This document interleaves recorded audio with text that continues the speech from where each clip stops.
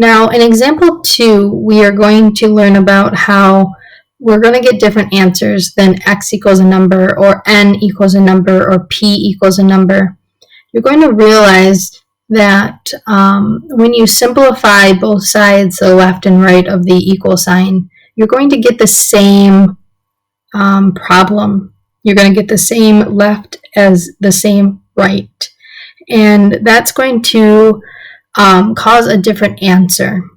So, for example, it says here, what is the value of x in 4x plus 6 equals 2 times the quantity 2x plus 3?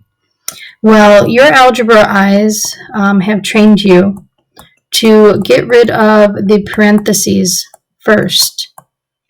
So in this problem, you'll know that 2 times 2x is 4x, and then 2 times 3, which is 6.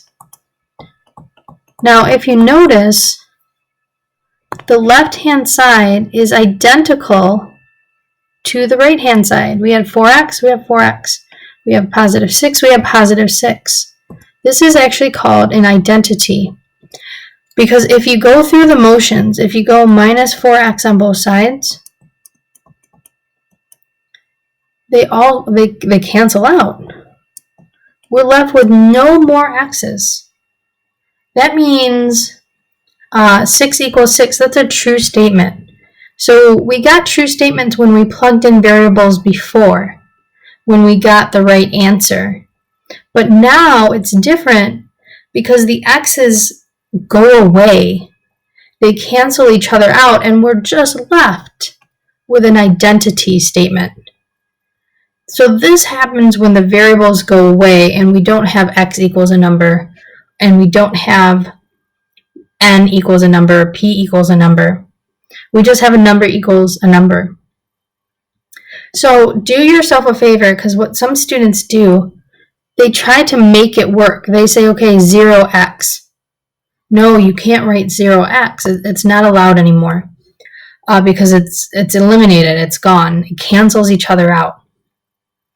So what an identity means, or infinitely many solutions. So this is infinitely many. Is that you can plug in any x that you could think of, and it will work for this equation. Let's just say I want to plug in 3. Let's make x equals 3. If I plug in 3, it's going to work.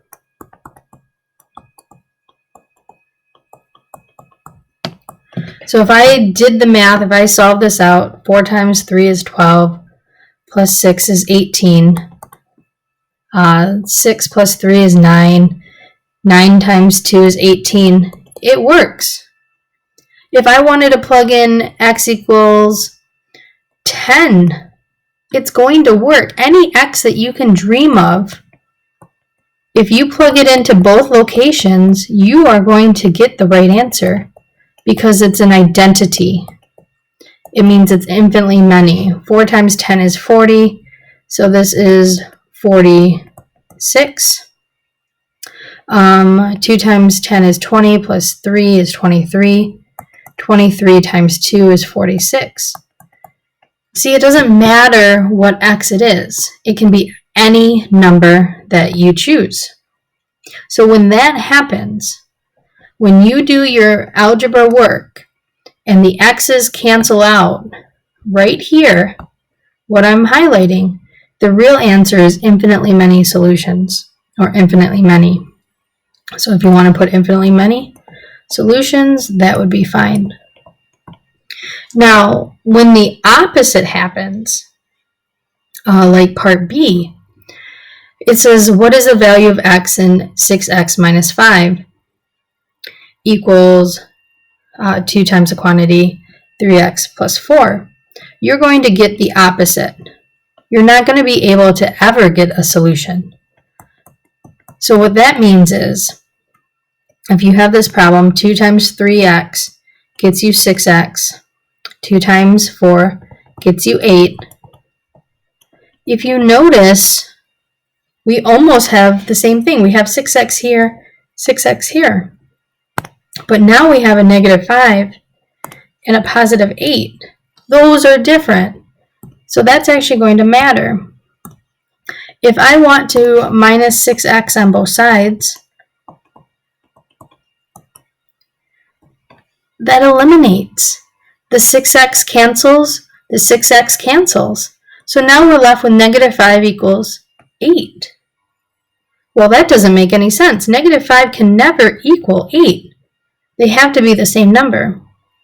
So when that happens, the answer is no solution. That means you can think of any x in the world. X equals 10, x equals negative 8, x equals 5.2. If you plug that in, it won't work. There is no answer to this. So the correct solution would be there is none, no solution.